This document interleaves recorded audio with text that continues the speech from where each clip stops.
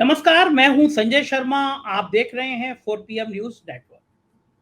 हर किसी का समय आता है। हर कोई बुलंदी पर नहीं रहता। एक शेर है ना, वो बहुत ऊंची इमारत हर समय खतरे में रहती है। तो वही हाल होता है जब आदमी शिखर पर होता है, तो उसे शिखर पर बने रहने का खतरा भी बहुत होता है। और कहा जाता है कि जब पेड़ पे फल लगते हैं तो पेड़ झुक जाता है, विनम्र हो जाता है। संकेत यह कि नेचर, जो प्रकृति होती है, वो हमें संकेत देती है। वो हमें विनम्रता का भाव देती है। कहती है जब आपको पास ताकत आए, जब आपके पास सत्ता है, तो आप विनम्र हो जाइए। आज मैं बात करूंगा दो फैसलों की और उसके बाद की राजनीति की। एक रिक्वेस्ट आपसे कि अगर आपको लगता है कि हम ईमानदारी भरी पत्रकारिता करते हैं, हम सरकार से कहते भी हैं कि हमें आपसे कोई मदद नहीं चाहिए, हम गोदी मीडिया नहीं है, हमारी जनता ही हमारी दोस्त है, तो इस वीडियो के नीचे एक मेंबरशिप फॉर्म है। अगर आप 4 PM के सदस्य बनेंगे तो हमें मजबूत करेंगे, हम आपके आभारी होंगे। तो बात कर रहा हूं मैं आज महाराष्ट्र की और दिल्ली की। साहिब की मुसीबतें बढ़ती जा रही हैं। अब तक मुसीबत जो थी वो बंगाल था, बिहार था, कर्नाटक था, लेकिन अब दिल्ली और महाराष्ट्र, दो राज्य ऐसे हैं जिसमें सुप्रीम कोर्ट के फैसले के बाद साहिब और उनकी टीम के पसीने आ गए हैं। दिल्ली के मुख्यमंत्री केजरीवाल ने साहिब का जीना हराम कर रखा है। साहिब की सारी ताकत, साहिब की सारी सोशल मीडिया, साहिब की सारी बदनाम करने वाली एजेंसियां केजरीवाल की टीम के पीछे पड़ी। जो इंसान हजारों करोड़ रुपए विज्ञापनों पे खर्च कर देता है, उसकी आईटी सेल केजरीवाल के बंगले दिखाने में बिजी हो गई। दिल्ली के उपराज्यपाल को मानो ये काम रह गया कि केजरीवाल जो फैसला करें उसके उल्टा कर देना है। दिल्ली की जनता को साहिब ये मैसेज दे रहे थे कि अगर तुम विधानसभा में इनको चुनोगे तो काम कैसा होगा। लेकिन जनता राजा होती है। दिल्ली नगर निगम में भारतीय जनता पार्टी को धूल चटाई तो साहिब का गुस्सा और बढ़ गया। और कुछ कुछ ग्रह खराब हैं। कल से कर्नाटक के एग्जिट पोल ने पूरा तापमान बढ़ा रखा है। साहिब सो नहीं पाए रात को। और सुबह सुबह सुप्रीम कोर्ट ने कहा नहीं, केजरीवाल को राइट है अफसरों के तबादले करने का। एलजी दिल्ली की सरकार की सलाह पर काम करेंगे। केजरीवाल ने भी कहा अब 100 गुना ताकत से आप दिल्ली में काम होता देखेंगे। तो वो दिल्ली जहां पे साहिब रहते हैं, वो दिल्ली जहां छोटे साहिब रहते हैं, वो दिल्ली जहां साहिब की पूरी टीम रहती है, वहां पे अब जादू केजरीवाल का देखने को मिलेगा। दूसरा फैसला महाराष्ट्र का आया। एक नाथ शिंदे की मुख्यमंत्री की कुर्सी तो बच गई, पर साहिब की नाक कट गई। सुप्रीम कोर्ट ने भिगो भिगो के जो जूते मारे हैं, उन जूतों का दर्द पूरी सत्ता 2024 तक और उसके बाद तक महसूस करती रही। सुप्रीम कोर्ट ने बता दिया कि वहां के महाराष्ट्र के राज्यपाल किस तरह गुलामों की मानसिकता के तहत काम कर रहे थे, असंवैधानिक काम कर रहे थे। अब महाराष्ट्र में एक इनलीगल, एक अनैतिक सरकार बनी है। और ये दो शब्द मैं इसलिए कह रहा हूं क्योंकि जिस तरह सरकार का गठन हुआ है, वो सारे के सारे मापदंड सुप्रीम कोर्ट ने गलत ठहरा दिए। तो फिर एक बोझा, एक नाथ शिंदे का बोझा भाजपा को कितना भारी पड़ने वाला है, क्योंकि उत्तर प्रदेश के बाद सबसे ज्यादा राज्य देने वाला कोई सीटें देने वाला कोई राज्य है तो वो महाराष्ट्र है। बम्पर लोकसभा की सीटें जीती थी बीजेपी ने, और इस बार इस फैसले के बाद और ज्यादा परेशानी में आ गए साहिब और छोटे साहिब। मुझे लगा इन फैसलों की विस्तार से समीक्षा आपने सब जगह अखबारों में, टीवी चैनलों में पढ़ रखी होगी, लेकिन कुछ बिंदु मैं आज आपको उस पत्रकार के मुंह से सुलवाना चाहता हूं जिस पत्रकार को पूरी दुनिया सुनती है, जिनकी ईमानदारी की, जिनकी साख की पूरी दुनिया दीवानी है। मैं ले चलता हूं आपको एनके सिंह जी के पास। देश के तमाम बड़े अखबारों में आप उनके लेख पढ़ते रहते हैं। जो भारत की मीडिया की सबसे ताकतवर संस्था है, जिसमें इलेक्ट्रॉनिक चैनल के सारे संपादक रहते हैं, ब्रॉडकास्ट एडिटर एसोसिएशन, सालों तक उसके सचिव रहे एन के सिंह जी। मैं उनके पास ले चलता हूं और सुनवाता हूं कि इस निर्णय के पीछे कहां नैतिकता की बात आती है और कहां कानून की बात आती है। चलते हम एन के सिंह जी के पास। एन के सिंह जी, दो बड़े ऐतिहासिक फैसले सुप्रीम कोर्ट ने दिए हैं, एक दिल्ली का, एक महाराष्ट्र का। उम्मीद नहीं थी किसी को कि दिल्ली में एक ऐसा फैसला आएगा जो केजरीवाल के हाथों में बहुत सारी ताकत दे देगा, और महाराष्ट्र के फैसले को लेकर लोग कंफ्यूज हैं। महाराष्ट्र के लोग कह रहे हैं एक अधूरा फैसला है, टिप्पणियां बहुत तीखी की गई हैं, गवर्नर को टिप्पणी की गई है, उन जिस दायरे में सरकार बनी इस पर टिप्पणी है, लेकिन लोगों का कहना यह है कि जब सारा सुप्रीम कोर्ट ने कह दिया कि जो फ्लोर टेस्ट गलत था, गवर्नर ने गलत किया, तो फिर सरकार कैसे बच गई? सर, सुप्रीम कोर्ट को ये कहना चाहिए था कि सरकार भी को भी इस्तीफा देना चाहिए। इन दोनों महलों में, चूंकि आप एक ऐसे पत्रकार हैं, आपने पूरा फैसला पढ़ लिया होगा, इन दोनों दोनों चीजों पे हम जानना चाहते हैं कि क्या है एक्चुअल में, सुप्रीम कोर्ट क्या कहना चाहता है। लोगों की शंका गलत नहीं है। एंड रिजल्ट आमतौर पे ये होता है कि हम किसी भी एक्शन का अंतिम रिजल्ट क्या होता है उससे हम रिजल्ट को तौलते हैं। तो उस लिहाज से अगर देखा जाए तो कहा जाएगा भाई जब इतनी गलतियां हुई थी तो ये सरकार गलत सरकार बैठी क्यों है? और वो भी मध्य महाराष्ट्र की सरकार जिसका टोटल जीडीपी वॉल्यूम करीब कहिए कि 24 लाख करोड़ का होने जा रहा है। यूपी से थोड़ा ज्यादा ही होता है उसका टोटल जीडीपी साइज। तो ये आखिर कैसे उस इतने बड़ी उस पे बैठी हुई है, इकोनॉमी पे, इतने बड़े राज्य पे, आखिर वजह क्या है कि आपने एक गलत सरकार जो वहां बैठी है। तो उस लिहाज से अगर देखेंगे तो सुप्रीम कोर्ट का फैसला कुछ लोगों को खुश भी करता है, लेकिन जब एंड रिजल्ट देखेंगे तो लगेगा कि अरे कुछ ही नहीं है। तो फिर कुल मिला के क्या हुआ, तो जो वो साउथ इंडिया में इल्ले कहा जाता है तो ये इल्ले हो गया। तो ये बात सही है, लेकिन कई बार सुप्रीम कोर्ट की अपनी भी एक दिक्कत होती है। सुप्रीम कोर्ट जो फैसले दे वो ऐसा ना हो कि वो नामुमकिन उल अमल, इसको उर्दू में कहते हैं, जिसको अमल में लाना ही मुश्किल हो। रिवर्स प्रोसेस किसी गवर्नमेंट को हटा के लाना, ये अपने आप में एक बहुत ही इरिवर्सिबल प्रोसेस है, नामुमकिन उल अमल है। ये एक ये मजबूरी है। सुप्रीम कोर्ट एक फैसला ऐसा दे दे जो अमल में आए ही नहीं, तो उसे सुप्रीम कोर्ट भी इज्जत जाती है और बात नहीं की वहीं रह जाती है। तो इतनी दूरी तक आ चुकी है कि अब मुझे नहीं लगता कि सुप्रीम कोर्ट अगर इस सरकार को हटा के, हालांकि पहले का भी हो चुका है, उत्तराखंड में हो चुका है, लेकिन उसका काल बहुत कम था। ऐसी स्थितियां आती हैं, लेकिन एक अच्छा खासा समय निकल गया है और तब सुप्रीम कोर्ट को यह फैसला देने की स्थिति बनी। अब फैसले को आप गौर से देखें, क्यों फैसला अच्छा है, इसको देखने के लिए आपको कुछ नहीं करना है। ये जो प्रजातंत्र है ना, ये शर्मो हया पे चलती है। अगर आप ये शर्म निकाल दीजिए प्रजातंत्र से, कॉन्स्टिट्यूशन के प्रति जो आपके मूल्यों के प्रति वो है कमिटमेंट, उसको निकाल दीजिए तो कुछ रह नहीं जाता है। फिर तो आप यही कहेंगे कि नहीं साहब, हाउस में हमारा बहुमत है और बहुमत है तो हम रहेंगे, आप क्या कर लेंगे। अच्छा, बहुमत अगर आपने किसी धार्मिक अंधविश्वास पे, किसी धार्मिक आधार पे ले रखा है तो फिर कॉन्स्टिट्यूशन आपके लिए कोई मतलब नहीं है।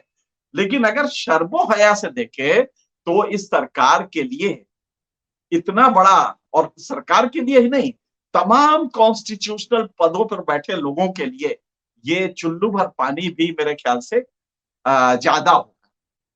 आप यूं देखिए गवर्नर का कंडक्ट। अच्छा, गवर्नर वो कंडक्ट क्यों करता है?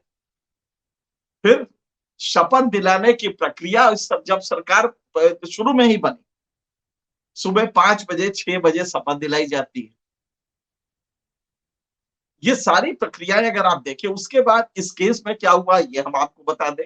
महाराष्ट्र के केस में, अभी दिल्ली पर हम आएंगे जो ज्यादा इंपॉर्टेंट है, और दरअसल शर्मनाक वहां है जो केंद्र की मतलब केंद्र को यूं कहिए कि उसका कोई कपड़ा एक तन पे नहीं बचा है जिससे वो अपनी शर्म रोक सके, ढक सके। ये है दिल्ली का जजमेंट, हम उस पर भी आएंगे। यहां पे स्पीकर को उसने कहा पूरा जब आर्गुमेंट, मैंने शुरू से ही आर्गुमेंट सुना है, जो दोनों पक्ष के वकील कर रहे थे मैंने उसको भी सुना।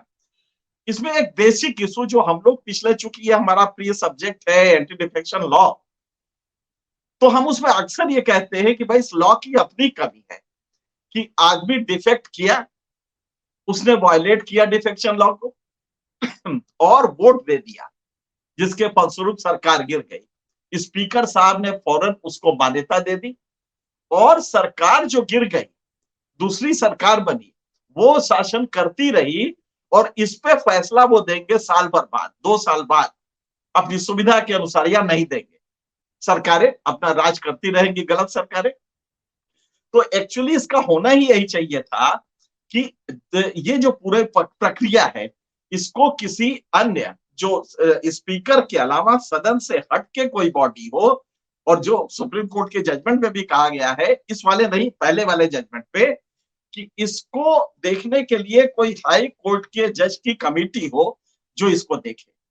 क्योंकि स्पीकर से अब उम्मीद हम नहीं करते हैं, स्पीकर गवर्नर तो केचुआ बन गए हैं, रीढ़ विहीन हो गए हैं। लिहाजा जो सरकार कहेगी, जो बहुमत में है, उसी सरकार की वो बात मानेगी।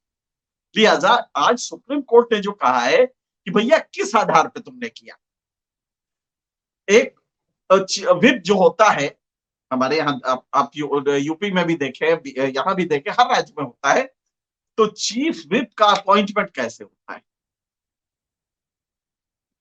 कोई पॉलिटिकल पार्टी 2 दलों में बटी, डिफेक्शन, मतलब डिफेक्शन तो अब होता नहीं है, स्प्लिट हुआ कि नहीं हुआ, इसके लिए पार्टी कौन बताएगा? तो इसमें होता है कि पार्टी के अध्यक्ष के दस्तखत से ही लिस्ट जाती है, तो आप टिकट देते हैं और उसी को इलेक्शन कमीशन रिकॉग्नाइज करता है, जनता उसके अनुसार वोट करती है। तो पार्टी का जो नेता है वो इवन हाउस के अंदर भी, अगर वो स्प्लिट हाउस के अंदर भी हो, तो इससे वो पार्टी पे असर नहीं करेगा, क्योंकि पार्टी का नेता जिसको अपॉइंट किया है वही उस समय डिसाइड करेगा। यही क्वेश्चन था वहां सुप्रीम कोर्ट के पास, कि चीफ जो वहां पे व्हिप था, उसको जो नया फैक्शन बना, जो बीजेपी के इशारे पे बना था, उसने हटा के एक नया व्हिप बना दिया और उसको स्पीकर ने मान्यता दे दी। तो बोला गया कि तुम्हें कैसे मालूम कि जो ये फैक्शन हटा है, इसको तुमने नई पार्टी कैसे मान लिया? पार्टी तो जो अध्यक्ष कहेगा उसको। लिहाजा अध्यक्ष के वर्चस्व को सुप्रीम कोर्ट के इस जजमेंट में बरकरार रखा गया। और हम लोग भी ये अक्सर देखते थे, जब भी हम इस पे चर्चा करते थे, बोलते थे, चूंकि ये हमारा सब्जेक्ट है और बहुत साल इस पे वर्क किया है, तो हम ये कह सकते हैं कि ये लॉ ही बिल्कुल गलत था, इसकी प्रैक्टिसेस गलत थी। तो ये बहुत अच्छा हुआ कि अब क्लियर कर दिया सुप्रीम कोर्ट ने कि व्हिप कौन होगा, जो व्हिप जारी होगा वो कौन करेगा। ये नई वहां की जो स्प्लिट की हुई, जो हाउस में स्प्लिट की हुई पार्टी है, वो नहीं डिसाइड करेगी, डिसाइड करेंगे पार्टी अध्यक्ष। और आप ये नहीं कह सकते कि अंतर स्प्लिट हो गया, एमएलए पैसा खा के अलग हो गए, तो इसको आप कहेंगे अब तो इल्ले, अब तो पार्टी नहीं बन गई। आप ये नहीं कह, स्पीकर को ये हक नहीं है, क्योंकि वो जिस टिकट पे लड़ा है उस पे दस्तखत अध्यक्ष के हैं। तो इसलिए पहला ये बहुत क्लैरिफाई करना जरूरी था। और बहुत दिन से हम तमाम कॉन्स्टिट्यूशन के लोगों से बात कर रहे थे कि भाई इस फ्लॉ को दूर करवाइए, इसमें इतना बड़ा फ्लॉ है कि एक्शन हो जाए, उसकी परिणति पे सरकारें बदल जाती है और पता लगा कि शायद स्पीकर साहब बैठे फैसला दे ही नहीं रहे। तो ये एक बड़ा खामी था। उसी तरह गवर्नर का था, गवर्नर को साफ साफ कहा गया है कि आप क्या क्या करेंगे, लेकिन गवर्नर ने इसमें भी वही खेल किया, गवर्नर ने किया, इसने किया। और जो सबसे बड़ी बात है, ये सब केंद्र के इशारे पे हुआ। तो एक तो ये है। अब हम इसके दूसरे पहलू पे आते हैं जो दिल्ली सरकार का था। पहले एक मुझे शर्म आती है, मैं इस पे पूछना चाहूंगा, जो गवर्नर पे टिप्पणी हुई है, सुप्रीम कोर्ट ने जो राज्यपाल पे टिप्पणी की है, क्या आपको याद है कि कभी इस हद तक सुप्रीम कोर्ट ने गंभीर टिप्पणियां की हो राज्यपाल की कार्यशैली को लेके, राज्यपाल ने जो काम किया उसको लेके, इस हद तक टिप्पणियां? और क्या गवर्नर पद की मर्यादा खंडित नहीं होती है ऐसी टिप्पणियों सुनने के बाद? नहीं, थोड़ी बहुत नहीं होती है। आज हमारा गवर्नर लग रहा है कि ये कोई संस्था ही नहीं है, ये कोई रीढ़ विहीन संस्था है और इसको खत्म कर दे तो ज्यादा अच्छा है। ये केंद्र का एक लठैत जो होते थे पहले पुराने जमाने में जमींदारों के, ये केंद्र का एक लठैत टाइप का होता है जो बैठा हुआ है, वो हमेशा चीफ मिनिस्टर को तंग करेगा। वेस्ट बंगाल में आप देख रहे हैं, केरल में देख रहे हैं, तो जो अपने अपने ये लठैत रखते थे पहले जमींदार, तमिलनाडु में तो कितनी स्थिति आगे बिगड़ गई इस गवर्नर के और सीएम को लेकर, तेलंगाना में तब कौन सा स्टेट है जहां नहीं बिगड़ा है? छत्तीसगढ़ में देख लीजिए। तो ये हम बहुत स्पष्ट देख रहे हैं कि ये बेहद, ये संस्था केचुआ बन गई है, इसको भारतीय संविधान से हटा दिया जाए, ये ज्यादा अच्छा होगा। तो मेरे ख्याल से गवर्नर के लिए शर्मनाक बात है। स्पीकर्स, कम से कम इतनी शर्मो हया तो रखो कि डिफेक्शन तुम्हारे सामने हो रहा, और इनिशियल डिफेक्शन जो हुआ था उसमें यथोचित जो चाहिए उसके लिए 2/3 चाहिए, मर्जर चाहिए, दोनों वायलेट हुए इस केस में। उसमें जो नया नियम आया है, जो एंटी डिफेक्शन लॉ का जो बाद में अमेंडमेंट हुआ, और 91st अमेंडमेंट के बाद जो फिर से बनाया गया, उसमें बहुत स्पष्ट था कि अब डिफेक्शन नहीं होगा। हाँ, अगर डिफेक्शन नहीं होता है तो आप करेंगे क्या? 2/3 से होगा, और शर्त यह होगी कि किसी पार्टी में वो मर्ज करे। आपने पार्टी में मर्ज नहीं किया, आप इनिशियली 2/3 भी नहीं थे, लेकिन इसके बाद भी आपकी सरकार चल रही है। इतना बड़ा कॉन्स्टिट्यूशन का मजाक पहले कभी नहीं हुआ था। तो इस पे धज्जियां उड़ा दी है इस संस्था की, लेकिन शर्म चाहिए इसके लिए। अगर आपके सारे कपड़े उतार लिए जाए और तब भी आप कहें कि अरे नहीं तो कोई देख कह रहा है, मैं तो ऐसे ही ठीक तो है, क्या दिक्कत है? तो वो जो कहा गया है कि राजा के कपड़े, राजा नंगा नहीं, कोई कह ही नहीं रहा था। तो एक बच्चे ने कहा कि अरे राजा तो नंगा है, तो सुप्रीम कोर्ट ने आज राजा को कहा तुम नंगे हो। तो एक तो ये हुआ है, और मुझे लगता है कि गवर्नर की संस्था को अब तो शर्म थोड़ी होनी चाहिए थी। तो सुप्रीम कोर्ट का इसका ये आभार है कि इस बड़े प्रॉब्लम को उसने डील किया। अब जहां तक है कि चूंकि इंप्लीमेंटेबल नहीं था, रिवर्स प्रोसेस उस सरकार को फिर से ले आए। ये इतने फैसले तब तक हो चुके हैं कि आप रिवर्स करेंगे तो वो सारे प्रोसेस को रिवर्स करना पड़ेगा, क्योंकि वो इलीगल सरकार के फैसले होंगे और वो पॉसिबल नहीं था। तो ये जो कहा जा रहा है कि साहब आपने किया नहीं, ये तो सुप्रीम कोर्ट ने एक बहाना ढूंढा है, इसमें बहुत दम नहीं है कि भाई आपने चूंकि फेस नहीं किया है। अच्छा, फेस करते तो क्या हो जाता? मान लीजिए कि वो सुप्रीम कोर्ट जाते, इससे लॉ कैसे वो होगा, लॉ का इंटरप्रिटेशन कैसे बदल जाएगा कि भाई अब तो क्या आपने फेस नहीं किया इसलिए हम आपको तो नहीं कुछ कर सकते। तो वो सुप्रीम कोर्ट की एक मजबूरी थी। हम बहुत साफ देख रहे हैं कि इसमें लॉ कहां इन्वॉल्व है। उन्होंने किया नहीं किया, तुम्हें फैसला देना है कि ये सरकार गलत आई है कि नहीं। तुम्हें फैसला इस पे थोड़ी देना है कि वो घर से गए कि नहीं। कल आप कहते हैं कि साहब ये ऑफिशियल कार से नहीं गए, प्राइवेट कार से गए, मैं इसलिए फैसला नहीं दूंगा। तो ये सुप्रीम कोर्ट का तो इतना जो आरोप लग रहा है, ये गलत है। एक चीज बताइए, ये तो हुई कानूनी दृष्टि की बात, लेकिन अब लगभग उन सब टिप्पणियों से हो गया कि ये इलीगल सरकार है। आज उद्धव ने कहा भी, तो अब भारतीय जनता पार्टी एक इलीगल अनैतिक सरकार का बोझा महाराष्ट्र में उठा के फायदा ले पाएगी, क्योंकि 10-11 महीने बचे लोकसभा चुनाव में। या अब ये जो इलीगल अनैतिक वाला जो ठप्पा है, इसके साथ बीजेपी को और नुकसान होगा अभी पॉलिटिकली महाराष्ट्र। ये दरअसल सवाल हमसे न करके हम दोनों मिलके वहां की जनता से करें। सही बात है, बिल्कुल ठीक बात है। तुम ये समझ रहे हो कि नहीं कि तुम एक इलीगल सरकार के जेरे साया रह रहे हो, उसके गलत गलत फैसले तुम्हारे ऊपर नाजिर हो रहे हैं। तो ये जनता से हमें कहना पड़ेगा, क्योंकि बीजेपी से कहने का कोई मतलब नहीं है। बीजेपी से तो इलेक्शन कमीशन ने भी कहा था, एडवाइजरी देते हुए सभी पार्टियों को कहा था कि कोई भी पार्टी धर्म का नाम नहीं लेगी। देश के प्रधानमंत्री ने अगले दिन ही अपनी रैली में एक बजरंगबली नुमा आदमी खड़ा करके उसने कपड़े पहना के घुमाता रहे। उसी दिन उन्होंने कहा कि साहब ठप्पा लगाइए, और उसके बाद जय बजरंगबली बोलिए। ये सारी बातें उन्होंने कही, जबकि इलेक्शन कमीशन ने एडवाइजरी में मना किया था। तो सवाल इसका है कि हम बीजेपी से क्या कहें, उसके शर्मो हया तो खत्म हो गई है, लेकिन हम जनता से ये कह सकते हैं कि तुम इसे समझो कि तुम एक इलीगल गवर्नमेंट में रह रहे हो, और ये सुप्रीम कोर्ट ने कहा है, तो मेरे ख्याल से ये इसका जवाब ज्यादा अच्छा होगा। और ये हम लोग भी जनता से यही कहे कि तुम जिस शासन में रहे वो इलीगल है, इसको ध्यान रखना। देखो ठीक बात। दिल्ली पे आते हैं, बहुत दिनों से हाँ, जंग जारी है। दिल्ली में केंद्र सरकार की जो धज्जियां उड़ी हैं, उसमें सिर्फ केंद्र सरकार का दोष नहीं है, उस संविधान का दोष है जो मेरे हाथ में इस समय है, और उस प्रोविजन का दोष है। आप जरा सोचिए, एक अरविंद केजरीवाल को आप ताज्जुब करेंगे कि 70 सीटों में 67 सीटें मिलती हैं, लेकिन वो आदमी एक चपरासी नहीं अपॉइंट कर सकते। दोबारा फिर चुनाव हुआ, 70 में 61-62 सीटें मिली, वो फिर नहीं कर सकता। और बीजेपी उसको दिन रात तंग कर रही है। एक लेफ्टिनेंट गवर्नर जो फिर वही काम कर रहा है जो लठैत करते थे, वो काम करके रोज उसको तंग कर रहा है, उस चुनी हुई सरकार को।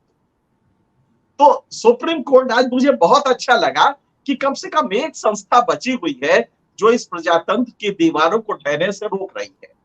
अब इसमें हम आपके व्यूअर्स को बताना चाहेंगे कि यह स्थिति है क्यों। दरअसल हमारे संविधान में जब ये एक्ट आया तो ये प्रॉब्लम इस एक्ट की थी।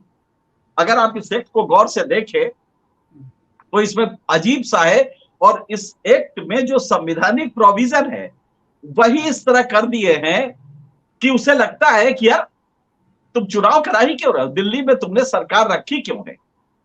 इसमें जो आर्टिकल है, इसमें 239 AA, इसका सब क्लॉज 4 है।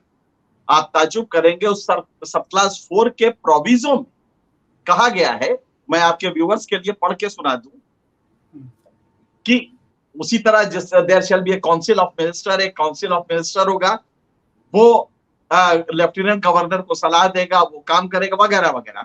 आगे लिखा हुआ है उसके प्रोविजो में, जिसको हम परंतुक कहते हैं हिंदी में, उसमें लिखा है कि अगर लेफ्टिनेंट गवर्नर और सरकार में मतभेद हो तो लेफ्टिनेंट गवर्नर उस इश्यू को राष्ट्रपति माने केंद्र सरकार के पास भेज देगा और केंद्र सरकार का फैसला अंतिम होगा। आप जरा सोचिए, तो ये अचार डालने के लिए रखा है, ये चुनाव क्यों करवाया था, तो ये ड्रामा क्यों करवाया था, लाखों रुपए करोड़ों रुपए खर्चा करके। अगर केंद्र को ही फैसला लगना है तो यार गवर्नमेंट का तमाशा क्यों कर रहे हो। तो पहला तो ये। अब इसी परंतु में लिखा है कि लेकिन जब अगर लगता है गवर्नर को कि ये तत्काल इस पे फैसला लेना है, तो वो अपने विवेक से जो चाहे फैसला ले सकता है। आप जरा सोचिए, एक लेफ्टिनेंट गवर्नर को आप अपॉइंट करके इशारा कर दीजिए कि तू चिंता न कर यार, यहां से तुझे उठाएंगे तो उपराष्ट्रपति बना दे, इतना ही तो वादा करना है, या तुझे ये कर देंगे। अब वो गवर्नर अपना लठैत की तरह लाठी भांजता रहेगा।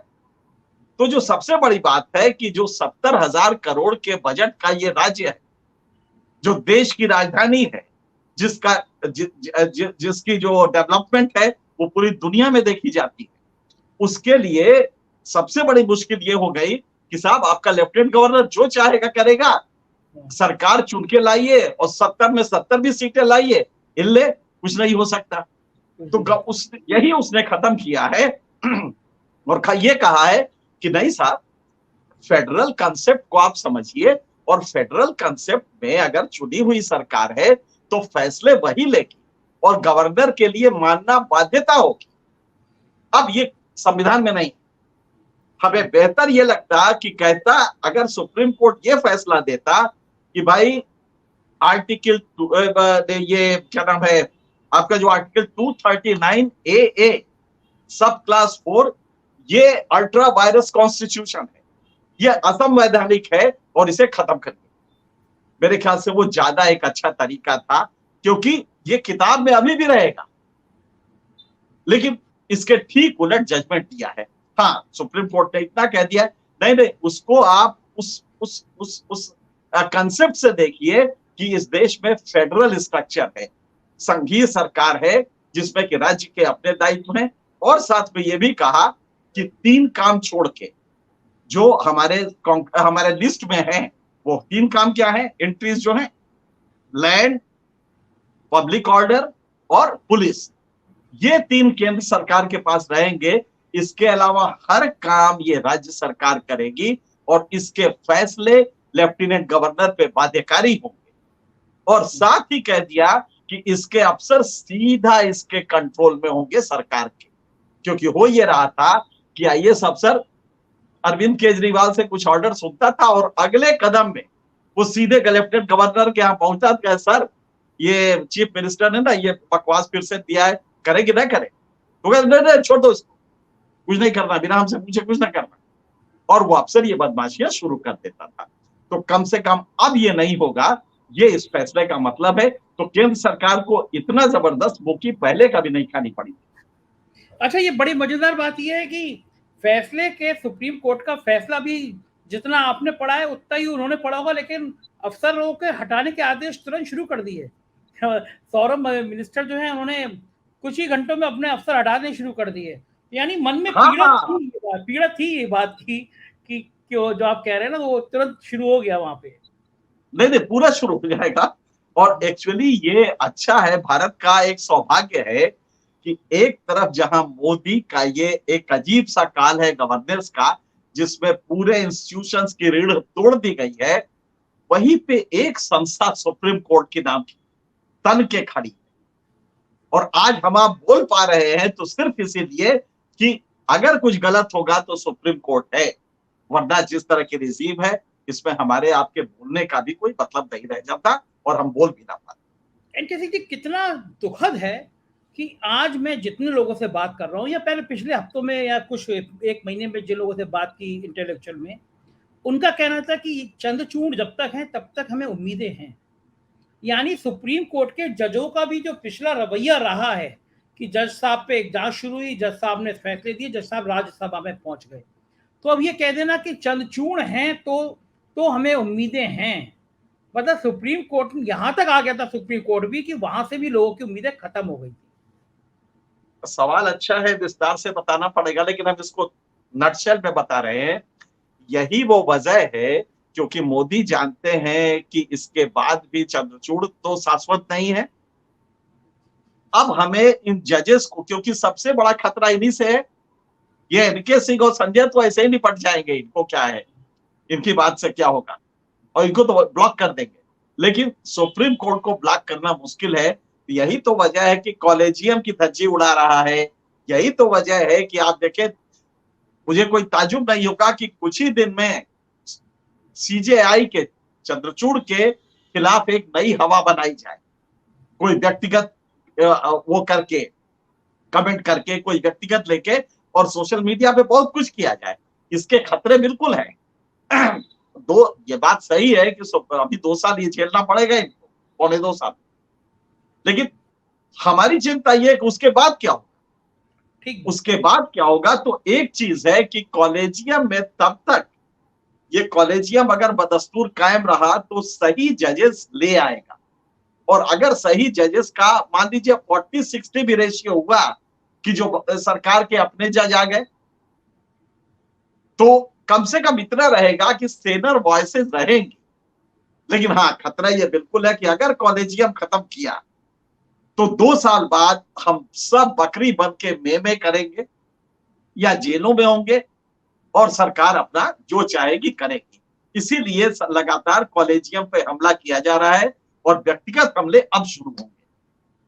शुक्रिया एनके सिंह जी, आपने इतने विस्तार से हमें बताया और समय दिया, बहुत बहुत धन्यवाद, शुक्रिया। तो सुना आपने एनके सिंह जी को, कह रहे थे कि चुल्लू भर पानी में डूब बनने वाली बात है सरकार की, लेकिन क्या सरकार वास्तव में चुल्लू भर पानी में डूबेगी?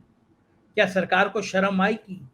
लेकिन एक बात तय है, महाराष्ट्र एक बड़ी मुसीबत बनकर उभर रहा है साहब के लिए, और अब केजरीवाल भी कब नहीं है, चुन चुनकर जो बदला लेंगे उसकी गूंज बहुत दिनों तक सुनाई देती रहेगी।